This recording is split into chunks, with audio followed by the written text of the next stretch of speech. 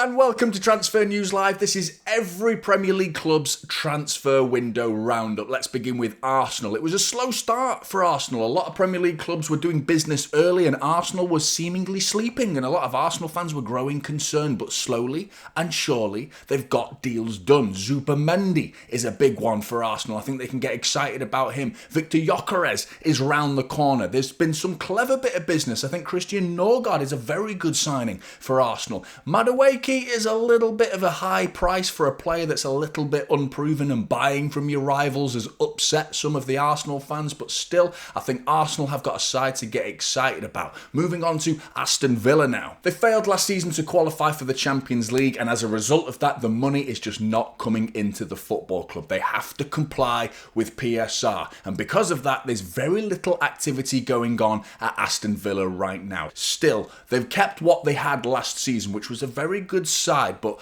can they strengthen Aston Villa? Will they be able to build on last season and get into those Champions League spots where they were so close last season? Then moving on to Bournemouth. Bournemouth cashed in early. They got deals done very, very quickly, did Bournemouth. Dean Huijsen out of the door. Real Madrid, a big move. 60 plus million for Dean Huijsen. And then moving on to Milos Kerkez to Liverpool, a left back, a very promising left back again. But cashing in early gives Bournemouth the ability to spend and spend wisely, and they've seemingly done that. They've spent 40 million so far on George Petrovic from Chelsea, as well as replacing Milos Kerkez, a new left back, Adrian Truffet. But don't forget, Bournemouth, they still have talent like Semenyo. They still have talent like Kluivert. They've also got a fantastic manager, in my opinion, in Iraola, who's a brilliant talent as a manager, an up-and-coming promising manager, so I think Bournemouth next season are going to be very, very safe. Now on to a club that not everyone thinks is going to be safe, Brentford, of course. I think everyone thinks these are going to be their favourites to go down next season, just because everyone's been signing their players. Mbeumo's gone, Christian Norgard's gone, Mark Flecken has gone, Newcastle are sniffing around for Visa as well. It's worrying for Brentford, but they have been spending a little bit of money that's been coming in the door, so not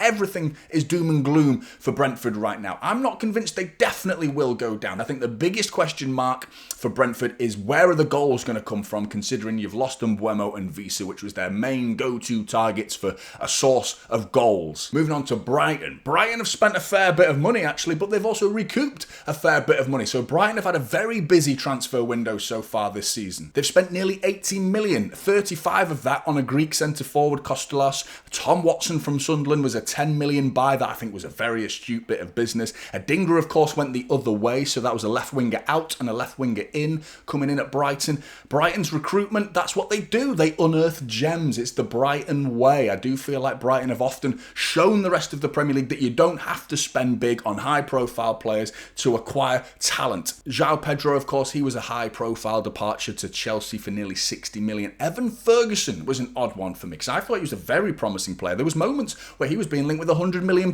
moves, and now he's going on loan to Roma. Now onto a newly promoted side, Burnley. Burnley have bolstered their squad out wide predominantly, signing 3 wingers and a left back, getting business done reasonably early, but will it be enough? They've also got problems in their number one goalkeeping position because Manchester City are reportedly sniffing around for James Trafford, which would be a big blow. Last season in the Championship produced fantastic goalkeeping performances, but the idea of losing their number one goalkeeper going into a new Premier League season is a reason for concern for Burnley. Will they stay up? Burnley fans, get in the comments, let us know your thoughts. Then on to Chelsea. Chelsea, who have spent big and spending over 240 million so far. But don't forget, Chelsea are actually the biggest sellers so far in this window as well. So while everyone points at the spending that Chelsea are doing, they've actually recouped a large amount of money, the most in the Premier League out of anyone so far. And nearly half of that was on Madueke, strengthening all over the pitch, Chelsea so far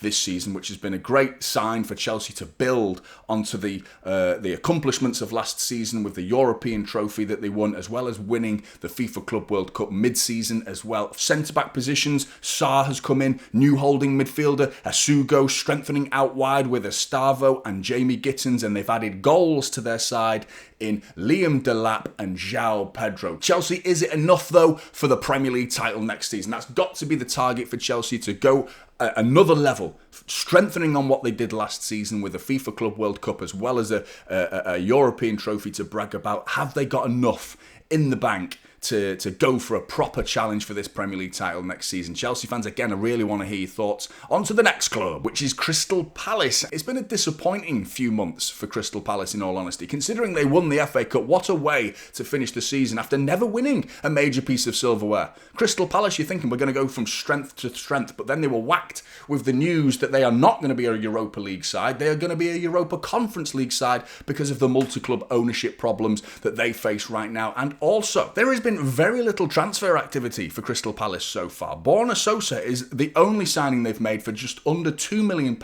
a new left-back for Crystal Palace to get excited about, but that is about it for Crystal Palace. Now, on to Everton. They've signed Thiano Barry from Villarreal, and they're happy with the loan spell of Carlos Alcaraz last season as well to complete that signing. They've also brought in Mark Travers from Bournemouth, but I think the biggest bit of transfer business that Everton did this transfer window was actually tying down Jared Branthwaite to a new contract, because he is such a promising player, a centre-back, an English centre-back that is going to be on the radar for so many big clubs in the year or two, maybe 3 or 4, and they have signed him to a new contract which guarantees they're going to get a big fee if any club does come sniffing around. Fulham, they've done absolutely nothing so far. Fulham fans, what are you thinking? Are you worried? Because you were very good last season, mid-table, albeit, but they were still capable of taking points off big sides last season. They haven't lost anybody, which I think is key, but there's been very little building on what they achieved last season. They are reportedly linked with Dewsbury Hall. They're also reportedly linked with Reece Nelson from Arsenal, which I think two very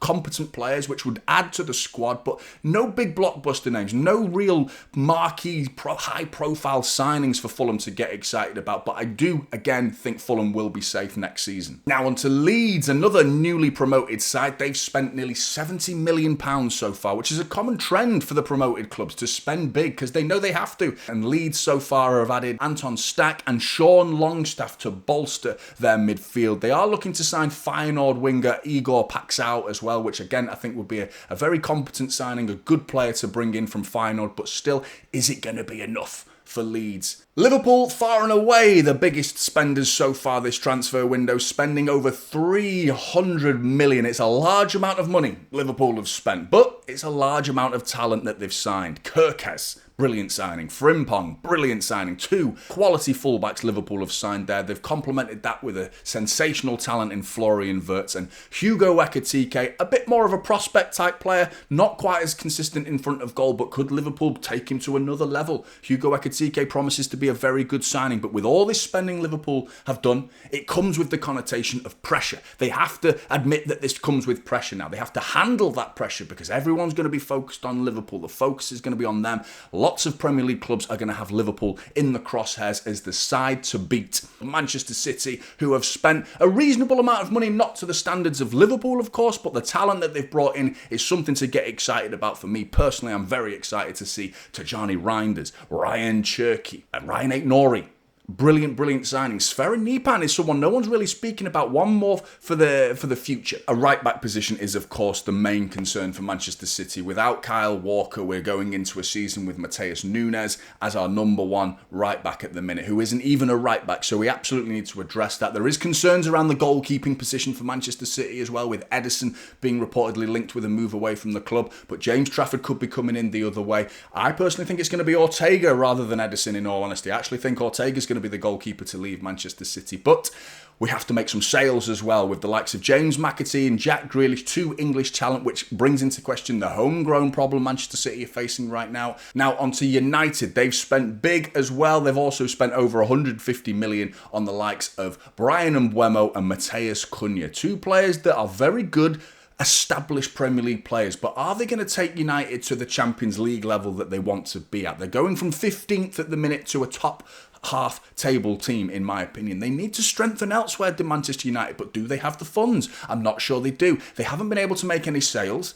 No players are on the way out, other than Marcus Rashford on loan to Barcelona, of course. So does that mean Manchester United are going to be able to get into those Champions League, or at least European spots next season? Or are they just looking at another dwindling season where they can hope to get into the top half of the Premier League table? It's going to be interesting times for Manchester United. Now, on to Newcastle. It's been a frustrating window for Newcastle. I can feel the frustration coming out of the Newcastle fan base. The Isak situation is growing in concern for Newcastle, because of course he was linked with Liverpool. Because if he is on his way out of the football club, is Visa the answer to replace the likes of Isak, who is arguably one of the greatest strikers in Europe right now? Of course, Newcastle have signed Elanga, which I think is a fantastic bit of business. I think that's a great signing. They do need to strengthen elsewhere. Is Eddie Howe going to be able to sustain Newcastle's position as a Champions League side? It's going to be a really interesting season for Newcastle fans, and I'm curious to hear your thoughts. Get in the comments below and let us know how excited you are or how concerned you are going into this Premier League season. Now on to Nottingham Forest, who are looking to capitalise on their European finish last season. A very good season last season, but can they sustain it? They've lost Elanga. That's a big, big blow. Morgan Gibbs-White is currently stuck in the middle of a legal battle between Daniel Levy and Nottingham Forest owner Marinakis, who are debating whether it's been an illegal approach from Tottenham Hotspur to sign Morgan Gibbs-White, but that would be another blow for Nottingham Forest. They have dipped into the Brazilian market, though, have Nottingham Forest, and gone to Botafogo in particular to sign two players in Jair Cunha and Igor Jesus. But can Nuno continue the success story? The European journey it now is, with European football to get excited about. Will that prove to be a hindrance for Nottingham Forest next season, or just something to spur them on and keep the momentum going? Now, Sunderland have been the biggest spenders so far out of the promoted sides this transfer window, which has got to get the Sunderland fans excited, but will it be enough? Is the talent enough? Because they've had some high-profile departures as well. Bellingham, Joe Bellingham, Jude's brother, of course, he's gone to Borussia Dortmund. Tom Watson was signed by Brighton as well. That's the heart of their midfield, arguably lost in one transfer window going into a Premier League season, but they have spent money to try and fix that situation. But have they spent wisely? That's the key question for Sunderland. Are they going to be able to sustain their position as a Premier League side? It's the same question for Leeds. It's the same question for Burnley. It's the same question for every Championship side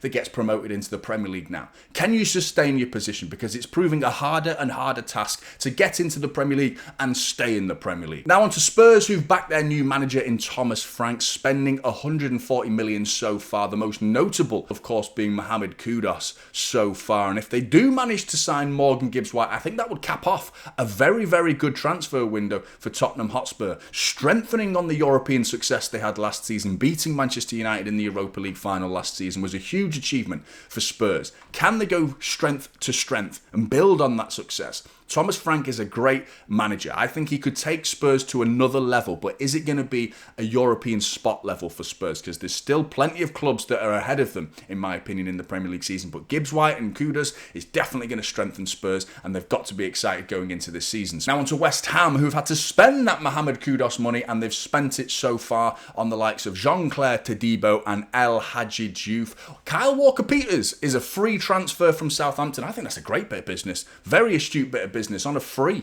as well. Southampton have got to be kicking themselves there to not command a fee for the likes of Kyle Walker-Peters, who is a very good established Premier League fullback. I think he'll do well at West Ham. But Graham Potter going into this season as his first full season as the West Ham manager. Question marks over his ability at the minute because he didn't do too well at Chelsea. Will he do better at West Ham? Big question marks over West Ham because they flirted with danger last season in the first half of the season, but Graham Potter did come in and steadied the ship, I think. Now, on to Wolves, selling the likes of Mateus Cunha and selling the likes of Ryan Aït-Nouri, two very, very capable players. And Vitor Pereira, I thought in the second half of the season showed an incredible ability to pull Wolves out of the danger zone. They were struggling. They were flirting with danger themselves at the end of last season, and Vitor Pereira, with that 4-3-3 system he likes to play, got them nice and safe and in a very comfortable position by the end of the season. Will he be able to continue that going into next season? They've managed to tie down permanent signing of Strand Larsen, Fer Lopez and Jean Arias, as well as completed the signing to Wolves, which completes the Premier League transfer window roundup. Make sure you like and subscribe to Transfer News Live for all the latest news and all the latest rumours around the Premier League and other transfers elsewhere. Like and subscribe. Take care, everyone, and I'll see you in the next one.